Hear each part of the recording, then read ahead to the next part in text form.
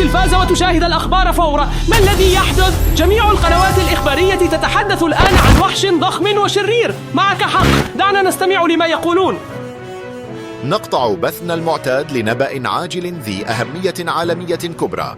الوحش المسمى سبحنا بعيدا جدا في المحيط يسبب حاليا دمارا واسع النطاق ويشكل تهديدا خطيرا للعالم بأسره. وفقا لتقارير شهود العيان وصور الأقمار الصناعية، المخلوق أكبر من ملعب كرة قدم وأطول من ناطحة سحاب، ويمتلك عنقا طويلا بشكل استثنائي يزيد عن 70 مترا. الرأس العملاق يبرز بعيدا فوق سطح البحر، وهو مرئي بوضوح حتى من مسافة بعيدة. وقد شوهد وحش سبحنا بعيدا جدا في المحيط آخر مرة عند الإحداثيات التالية. يطلب من السكان بشدة أن يظلوا متيقظين والمساهمة معا قدر الإمكان في صد هذا التهديد، بينما تواصل فرق الطوارئ الرسمية جهودها. يعمل العلماء حاليا تحت ضغط زمني هائل للغاية على تطوير طرق ممكنة لإيقاف هذا الوحش أو على الأقل الحد من خطورته. بالتوازي مع ذلك، الجيش منتشر بالفعل في الميدان. تم حشد القوات البحرية والاستطلاع الجوي والقوات الخاصة لتأمين الوضع ومنع وقوع المزيد من الأضرار. فرق الأزمات الدولية على اتصال دائم ومستمر. سنبقيكم على اطلاع دائم بجميع التطورات المستجدة. يرجى البقاء في أمان واتباع تعليمات السلطات المختصة. استنى، إيش صاير مع قناة التلفزيون؟ لماذا لا يحدث شيء؟ لا أرى شيئا. هل سمعتم للتو ما قيل في الأخبار؟ وحش بحري هائل الحجم يحمل اسم We swam too far into the ocean قد شوهد. في الأخبار تحدثوا عن ضرورة مساعدة كل إنسان في هذا العالم لهزيمة الوحش، لأن الوحش يريد أن يدمر العالم كله. لحسن الحظ ما زلنا رأينا الإحداثيات في الأخبار. لحسن الحظ لدينا الإحداثيات ونعرف تماما أين يتواجد الوحش. لقد رأيت هذا في الأخبار. العلماء يخوضون معركة تحت الماء ضد الوحش We swam too far into the ocean. لكن الوحش يبحث عنه أيضا على اليابسة. وسنقوم اليوم بطائرتنا المسيرة بمراقبة وحش المحيط الذي توغلنا فيه بعيدا جدا، وسنهزمه معكم من الجو. لكننا لسنا وحدنا. رومي من صائدي شياطين الكيبوب سيساعدنا في إنقاذ العالم. رومي، تعالي إلى هنا. Hey everyone, welcome back. I'm so excited for today's adventure. مع السلامة يا رفيقي، شكرا جزيلا لأنك كنت هنا. رفيقي الآن في طريقه لينقذ العالم معنا يدا بيد. فقط معك يمكننا إنقاذ العالم، لذلك اعمل لايك وشاهد الفيديو حتى النهاية. لقد طرنا بطائرتنا المسيرة الآن بالضبط إلى الإحداثيات التي رأيناها في الأخبار. نأمل أن نعثر على الوحش قبل أن يدمر العالم بأسره. أنتم تعرفون بالتأكيد كيف يبدو الوحش. لقد سبحنا بعيدا جدا في المحيط. إنه رأس ضخم للغاية وله رقبة طويلة جدا يبلغ طولها 20 مترا. لم أرى في حياتي قط وحشا بهذا الحجم الهائل. نحن نواصل التحقيق وها هو لا يمكنكم رؤيته. هذا العنق الطويل الضخم والرأس الكبير. لقد سبحنا بعيدا جدا في المحيط. هل رأيتم من قبل وحشا بهذا الحجم الكبير؟ إنه ضخم جدا. أنا أعرف شيئا واحدا فقط، أننا هنا في المكان الصحيح. الإحداثيات من الأخبار كانت صحيحة وعلينا الآن إنقاذ العالم معكم. نأمل أن نتمكن من إنجاز هذا معكم. أعجب الآن، فبمساعدتكم فقط يمكننا إنقاذ هذا العالم. الوحش هو رومي هنا. رومي موجودة بالفعل وهي تطارد الوحش. ممتاز، فكرة جيدة أن رومي موجود هناك أيضا. رومي بنفس سرعة طائرتنا المسيرة. نأمل أن ننجح في ذلك معكم، مع رومي وطائرتنا المسيرة. نحن لسنا وحدنا أبدا. يمكننا هزيمة We swam too far in the ocean. هانتون. على الرغم من أنه كبير جدا ويبدو مخيفا حقا، لكنني لا أراه حتى الآن. لابد أنه قد غاص تحت الماء. الدرون لا تستطيع الغوص للأسف. من المؤكد أنها غاصت تحت الماء. لكن يوما ما يجب على هذا الرأس العملاق أن يتنفس ثانية، وحين يظهر سنراه سويا معكم. فقط بهذا العنق الكبير يجب أن يخرج فوق الماء. انظر، هناك شخص آخر بالأسفل يحاول أن ينقذ العالم. لكن انظر ما أسرعه وهو يجدف بمجدافه. إنه يهرب. الكل يقف يدا واحدة. كم هو رائع أننا نجحنا جميعا في هزيمة هذا الوحش. أنت تعلم ما سيحدث إن لم نتمكن من ذلك. العالم سيهلك وينتهي. هل رأيتم الإحداثيات؟ الوحش منتشر في كل مكان. ها هو يا إلهي، لقد سبحنا بعيدا جدا في المحيط. أنتم ترون ذلك. هو يفعل ببساطة ما يريد. هل رأيتم ما الذي فعله الوحش؟ يا جماعة، لذلك هو حديث الساعة في الأخبار على كل قناة تلفزيونية يتحدث عنه. أتمنى أن تكون قد فهمت ذلك أخيرا أيضا. نحن نحلق ويمكنكم أن تروا الكثير من السيارات هنا تتجمع وتريد هزيمة الوحش، لأننا إذا لم نهزمه هنا الآن فسيذهب بعد ذلك إلى محيط أو بحيرة أخرى. ويمكنكم رؤيته. هناك سفينة شراعية ضخمة على الماء، لكنها سفينة وحيدة والباقي ليس إلا ماء، لم يبقى أحد. لكننا نعلم رومي موجود على الماء ويقاتل ضد الوحش ونحن في الجو. وإذا أعجبكم فأنتم أيضا مشاركون. وقد رأيناه على التلفاز منذ قليل، وهناك أيضا علماء تحت الماء يحاولون هزيمة الوحش. نحن لسنا الوحيدين في هذا الأمر، العالم بأسره سيقف في وجه هذا الوحش. يعني ما زلنا بحاجة لشخص في البر. في الشارع كانت السيارات كثيرة جدا، لكن رومي كان أيضا في منتصف الماء. وهنا سفينة شراعية تحاول أيضا هزيمة الوحش. لعله أيضا أحد هؤلاء العلماء. لا أستطيع الانتظار، لا تغادروا، شاهدوا هذا الفيديو من فضلكم حتى النهاية، سيكون ممتعا جدا. ولدي شعور جيد بأننا سننجح في هزيمة هذا الوحش. بالتأكيد، والأفضل من ذلك هذا هو. لقد سبحنا بعيدا جدا في المحيط، إنه ببساطة عاد إلى هنا ويخدعنا، يفعل ما يشاء. وأعتقد أنه أصبح أكبر. هل رأيتم ذلك؟ كان يبدو بالتأكيد وكأنه نيما من جديد. نعم طبعا، فمن عند الرقبة صار يكبر ويرتفع أكثر فأكثر. الشيء الجيد هو مهما كبر يمكننا أن نحلق بطائرتنا المسيرة أعلى فأعلى حتى لا يتمكن من مهاجمتنا. الساعة سنجد هذا الوحش دائما بطائرتنا المسيرة. لكن يبدو أنه عاد للاختفاء. ترون كم هو كبير البحر هنا. هل يمكن أن يكون يرى طائرتنا المسيرة ثم يعود فورا إلى الماء تحت الماء؟ أو يحاول أن يهاجمنا؟ أتعلم شيئا؟ فلنذهب الآن إلى الأخبار لنعد مشاهدتها على التلفاز. هناك مستجدات بخصوص الوحش، دعونا نستمع إلى ما سيخبروننا به. لقد حصلنا على معلومات جديدة بخصوص وحش سبحنا بعيدا جدا في المحيط. تفيد مراكز المراقبة الدولية بأن المخلوق يواصل تحركه عالميا، وقد شوهد في عدة مناطق من العالم.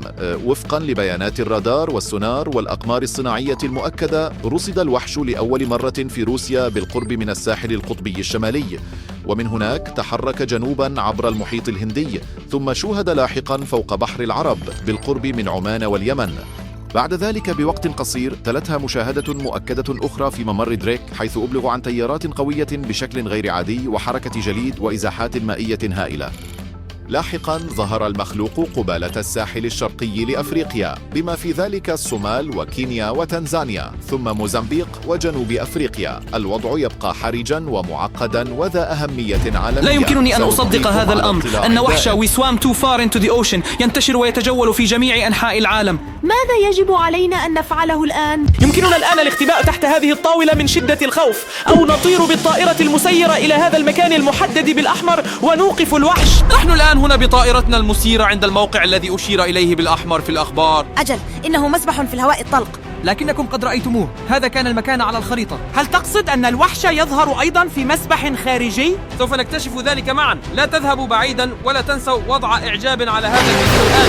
لا، إنه موجود هناك حقا. إنه في المسبح، بل سبحنا بعيدا جدا في المحيط، يستخدم الآن في مسبح. لا أصدق أن الوحش في مسبح خارجي، هذا يرعبني حقا. لكنها غاصت مجددا، لقد اختفت. ولكن لماذا؟ المسبح ليس كبيرا لهذه الدرجة. لا، هل ترى؟ أنا لا أرى ذلك، لكن ألقي نظرة على الماء. لقد رأيتموه، كان هنا قبل لحظة والآن هو ليس هنا. وفجأة أصبح الماء قذرا للغاية وأخضر اللون. الماء مقرف جدا جدا، حقا مقرف. بمجرد أن يدخل الوحش يصبح الماء فجأة مقرفا للغاية. أنت محق، الماء أخضر، أخضر فاقع. عادة يكون الماء في مسبح خارجي أزرق. لا يمكن أن يكون السبب إلا الوحش. لكننا على حق، هذا يعني أن الأخبار تبقينا على اطلاع. والجيد هو بالدرون يمكننا بسهولة مراقبة المسبح الخارجي بأكمله. سأطير الآن أعلى قليلا. ماذا كان ذلك؟ ليس لدي أي فكرة. ما الذي مر بجانب طائرتنا المسيرة؟ هل كان ذلك من المحتمل وحش البحر اليدوي؟ انتظر، ربما يساعدنا أخيرا أيضا لهزيمة هذا الوحش. بالتأكيد لم يكن رومي لا يستطيع الطيران، إنه في الماء. ها هو الوحش مجددا. We swam too far in the ocean. لا أعرف، هل هرب؟ لا يمكنه أن يهرب هكذا ببساطة. لحظة، هل الوحش يقدر يمشي على اليابسة؟ لقد نظر إلى كاميرتنا وكأنه علم أننا نراقبه. لكن هذه المرة الثانية التي نجده الآن في مكان آخر. أعتقد أنه بدأ يدرك الآن أننا نراقبه. لا يمكن أن يكون هذا. هل هو يتصل بنا حتى؟ لماذا يتصل يفصل بنا هو؟ من أين له رقمنا هذا على الإطلاق؟ ربما لأنه رأى طائرتنا المسيرة. لا يمكننا الإقلاع تحت أي ظرف، إنه وحش. لكن يجب أن ننطلق فورا، لا أحد غيرنا يستطيع إيقافه بمساعدتكم. لذا ضعوا إعجابا وسننطلق الآن فورا ونسمع ما سيقوله. يمكنكم رؤية ذلك؟ سبحنا في المحيط ينادينا حقا. لقد أغلق علينا فعله الآن. هل قام بإنهاء المكالمة؟ الحمد لله، إذا لن نضطر للرد عليه. سنتصل به الآن بالطبع ونرى ما سيحدث عندما يرد. أنا we swam too far in the ocean وأنا غاضب. توقفوا عن مطاردتي. أشعر بأعينكم في كل مكان، أقماركم الصناعية فوقي، طائراتكم المسيرة حولي، وسفنكم في مياهي. أتظنون أنكم تستطيعون مراقبتي، قياسي والتحكم بي؟ أنتم مخطئون خطأ فادحا. لقد تماديتم كثيرا، لقد أيقظتموني، لقد استفززتموني، والآن تريدون مطاردتي. إن لم تتوقفوا فورا سآتي إليكم. عندئذ ستصبحون أعدائي الأوائل. سأبلغ شواطئكم، أحطم موانئكم، وأزلزل عالمكم. لن يحميكم جيش ولا تقنية ولا خطة. اتركوا لي مساحتي الخاصة. أوقفوا تشغيل طائراتكم المسيرة. توقفوا عن مراقبتي، حينها سأبقى هادئا وكذلك عالمكم. أغلق الخط. سبحنا في المحيط. أغلق الخط للتو. لكنك سمعت ما قاله. هو لا يريد بعد الآن أن نطارده، هو لا يريد أن نهزمه، لكن علينا إنقاذ العالم. أولا تنسوا رومي من صائدي شياطين الكيبوب يريد هزيمته أيضا. إذا دعنا الآن نشغل الطائرة بدون طيار ونطير إلى رومي لنرى ما تفعله. أبلغتنا رومي أنها متواجدة هنا في مكان ما، ولهذا السبب ابقوا أعينكم مفتوحة لرومي. نأمل أن نجد رومي الآن أيضا بالطائرة المسيرة. أنا متفائل، لأن رومي كما تعلمون جميعا قوية للغاية، لذلك تستطيع قتال الوحش بشكل جيد جدا. لكنني لم أرى أحدا بعد، لذلك ضعوا إعجابا. بإعجابكم يمكننا العثور على رومي. ماذا لو لم يكن رومي هناك؟ رومي يجب أن تكون هنا، قالت لنا إنها هنا، لذا لابد أنها هنا في مكان ما. ها هي رومي، لكنها تقاتل ضد وحش البحر اليدوي. هو وحش البحر اليدوي؟ هل هذا يعني أن وحش البحر اليدوي يحاول إيقاف رومي؟ ولكن لماذا وحش البحر اليدوي؟ هذا لم نره حتى اليوم على الإطلاق. لأن وحش البحر اليدوي يتعاون مع وحش. لقد سبحنا بعيدا جدا في المحيط. أن أعصنا الثياب. هل تريد أن تقول لي أننا نقاتل الآن وحشين؟ الوحش البحري ذو الأيدي يريد إيقاف رومي، لأن رومي يحاول إيقاف وحش We swam too far in the ocean. أما إذا توقف رومي فلن يبقى سوى نحن، وطبعا أنت. ألم تر ذلك؟ رومي هزمه، أليس كذلك؟ نعم، نأمل أن يجد الوحش الآخر الآن أيضا. لكن رومي أدهزم وحش البحر اليد للتو، فرومي الآن في طريق إلى وحش. لقد سبحنا بعيدا جدا في المحيط. تاكس مبدا ديب ديت. إذا علينا اللحاق بهم فورا لنرى ما سيحدث. المشكلة هي أني لم أنتبه الآن وفقدت رومي. وهل رأيتم إلى أين ذهبت رومي؟ هل رومي يمين أم يسار؟ علينا فقط أن نحلق فوق هذا الشاطئ. بالتأكيد رومي قاتلت وحش البحر على الشاطئ وفازت. ظننتها هناك في الأسفل، لكن هؤلاء أناس عاديون يقومون بنزهة. وهناك شجرة تلقي ظلا. هذا ليس رومي. تنم ديجدمان، كلكم تعرفون شكل رومي، جاكيت جلد أصفر وشعر طويل بنفسجي. رومي لا يمكن الخلط بينه أبدا، وهذا هو الجيد. ماذا لو طرنا إلى ناقلة النفط تلك؟ إلى رونها. هناك قارب ضخم جدا. فكرة رائعة، سنطير بدرون مباشرة إلى القارب. ربما رومي هناك. هذا منطقي جدا، لأن رومي ستحاول حينها باستخدام هذا القارب إيقاف الوحش المسمى ب We swam too far in the ocean. لأننا نعلم أنه يستطيع الطيران تحت الماء بشكل جيد. وحش السكين اليدوي يدمر القارب. أتمنى ألا يكون رومي. انظروا إلى ذلك، القارب يغرق. وظننت أن رومي هزم وحش البحر اليدوي. أنتم تعرفون جميعا يا جماعة وحش البحر اليدوي، الوحش الذي يمتلك ذراعا واحدة وهو الصديق الأفضل لوي سوام تو فايند يو. هما يشكلان فريقا واحدا. أنت على حق تماما، وفقط معكم يمكننا إنقاذ العالم معا. كل الوحوش التي تخرج من الماء تتحد فيما بينها. انظر إلى هناك، هذه سفينة أخرى قادمة. ماذا لو كانت رومي على متن هذه السفينة؟ ماذا لو دمرت هذه السفينة هي الأخرى الآن؟ تمنوا لنا السلامة، نحن نطير الآن إلى هذه السفينة. يجب أن نجد رومي حتما. هل تعتقد حقا أن رومي على متن هذه السفينة؟ بالتأكيد، بمساعدتكم سننجح في ذلك. لذلك اتركوا إعجابنا الآن وسننقذ العالم جميعا مع رومي. ألا تلاحظ شيئا؟ على السفينة لا توجد نوافذ ولا بشر، والسفينة تبدو مختلفة تماما عن السفن الأخرى. لونه أسود قاتم بالكامل. لم أرى سفينة كهذه من قبل في حياتي. أنها سفينة حربية. ربما يكون جميع العلماء موجودين عليها، العلماء الذين يعملون في هذه اللحظة تحت الماء. بالطبع هم ينزلون بالغواصة من السفينة إلى الأعماق، والسفينة اسمها بالطبع أوشيانر، بالطبع السفينة التي تبحر في المحيط. لماذا؟ لأن هذه السفينة تبحر في جميع المحيطات، وهنا توجد سفينة أخرى، لكن السفينة الأخرى لم تتحرك. هذا يعني أنهم يزودون السفينة العسكرية بالوقود الآن لإيقاف We swim to find the ocean monster. لكن هل انتبهت لشيء ما؟ لا نرى أي وحش على الإطلاق لنا. فلنعد لنتحقق من الإحداثيات على التلفاز. ربما نحن هنا مخطئون تماما، الإحداثيات لا تزال صحيحة. بالضبط، إلى هناك حلقنا بطائرتنا المسيرة، وهنا رأينا رومي للتو وهي تقاتل وحش البحر اليدوي. ربما علينا أن نطير إلى الجانب الآخر من الجزيرة حيث يوجد الماء. هذا منطقي، نحن هنا، لكن يجب أن نطير إلى هناك. إذن يجب أن نطير الآن فورا بالدرون إلى هنا للأسفل. هذه رومي وهي تجري مباشرة إلى الماء. على الأرجح ستهزم الوحش هناك أيضا. لقد رأت الوحش مباشرة وهي تتجه مباشرة نحو الماء. يجب أن نتبعها بالطائرة المسيرة. أنتم تعلمون جميعا لقد سبحنا بعيدا جدا في المحيط. إنه يعيش في الماء. هذا هو الرأس الكبير ذو العنق الطويل، وأعتقد أنه مع رومي الآن لدينا الفرصة لهزيمته وإنقاذ العالم. لحسن الحظ في بداية هذا الفيديو دعونا رومي للانضمام إلينا لتنقذ العالم معنا ومعكم. لكن يجب أن نشكركم أيضا لأنكم جميعا وضعتم إعجابا، وبهذا حققنا ذلك. ورومي الآن مستعدة بالسيف، وكما ترون رومي تقوم بتحليل الماء. هل يوجد في هذا الماء وحش البحر اليدوي أو وحش الرقبة الطويلة؟ رومي تعلم تماما أن هناك وحشا بالداخل، لذلك تجلس هناك بالضبط عند الماء بسيفها. لا تنسوا نحن جيش الجو، لدينا أيضا علماء يعملون تحت الماء يحاولون القضاء على هذا الوحش. يا كل من يشاهدنا فقط اضغطوا زر الإعجاب، بهذا تدعموننا. أنتم تتجولون في الإنترنت، هناك وحش البحر اليدوي. هل رأيتم اليد؟ أو ربما كان ذلك وحش العنق الطويل. انتظر، هل كان لليد وجه أم كانت اليد بعيدة عن الوجه؟ قد يكون كان سبحنا لنجد وحش المحيط الزوس دياتنا، أو هما ببساطة وحشان في هذه البركة. لهذا السبب رومي هنا يوجد وحش هناك، لا أعرف ما هذا هو وحش البحر اليدوي، يبدو كفيل. يا جماعة، هل كان هذا وحش الفيل؟ هذا لا وجود له على الإطلاق. أين رومي؟ رومي هنا أيضا بالقرب. رومي يبذل قصارى جهده لإنقاذ العالم. الأفضل أن نتصل برومي الآن. حسنا، سنتصل برومي الآن. نأمل أن ترد على الهاتف. يجب أن نخبرها حتما أننا رأينا وحش البحر اليدوي. مرحبا رومي، لقد رأينا وحش البحر اليدوي لكننا فقدناه. هل تعرفين أين ذهب؟ وأين ذهبت أنت؟ أنا في طريقي إلى الجزيرة المهجورة، بالضبط إلى حيث يتجه وحش اليد البحري الآن.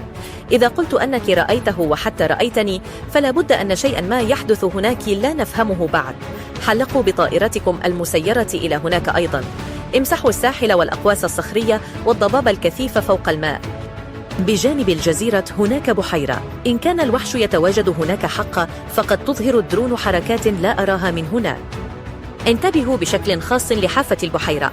هناك حسب التقارير القديمة يفترض أن يكون الأكثر نشاطا، وتفحصوا كل حركة أمواج غير عادية مهما بدت صغيرة. أشعر بالفعل كيف يتغير البحر. الأمواج تضرب بعنف أكثر، وكأن شيئا يدور تحت السطح. سأذهب أبعد، أقرب إلى الساحل، أقرب إلى ما يكون هناك في الأسفل. هل هناك 3 وحوش بحر اليد بالداخل؟ ظننت أنه يوجد وحش بحر يد واحد فقط، لكن الآن هناك 3 وحوش بحر يد. أنا خائف، لا أعرف.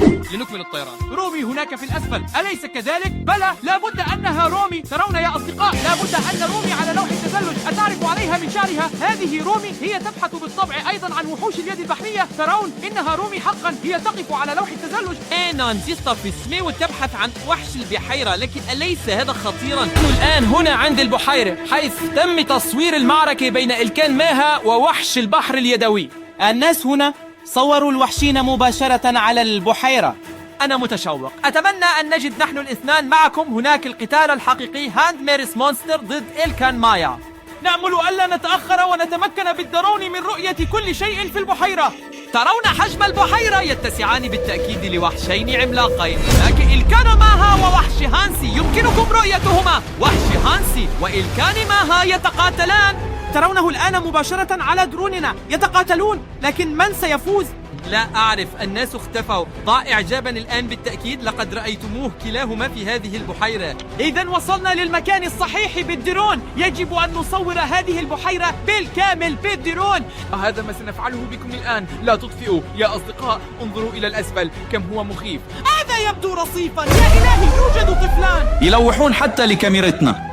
ماذا يحدث هناك؟ وحشان يتقاتلان الآن. لا أعرف، فلنقرب الدرون أكثر من الأطفال، أكيد يريدون أن يخبرونا شيئا. بلى، يريدون الكلام، ينظرون مباشرة إلى درون الكاميرا. لايك لهذين الشجاعين المتسلقين.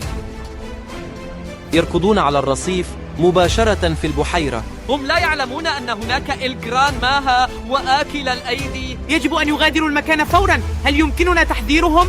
الناس يشيرون إلى لافتتك. معك حق، انظروا إلى هذا مكتوب سيتر وإلكان ماها في البحيرة، تحذير. لا، هذا غير موجود بالضبط حيث نحن. هانسي مونستر وإلكان ماها بالضبط هناك، ما زالوا يشيرون إليه. متشوق، سأصعد أعلى، لعلنا نراهما. هناك إلكان ماها. صحيح، إلكان ماها هناك مع الأطفال. الأطفال يجب أن يرحلوا. حطوا لايك للأطفال، هم أعطونا للتو تلميحا بأن إلكان ماها هنا في البحيرة. الآن ينقصنا وحش الهانسي، إن كان موجودا أيضا فالأطفال محقون تماما. هل لاحظت شيئا بالخارج؟ كان الكان ماها وحده هنا للتو، لم يكن لوحش البحر اليدوي أي أثر. هل تخبرني أن إلكان ماها فاز بالمعركة ضد وحش هانسي؟ أعتقد ذلك، رأيت إلكان ماها فقط، ألم تروه أنتم أيضا؟ لا يمكن هذا، بهذا يجب أن يحسم القتال.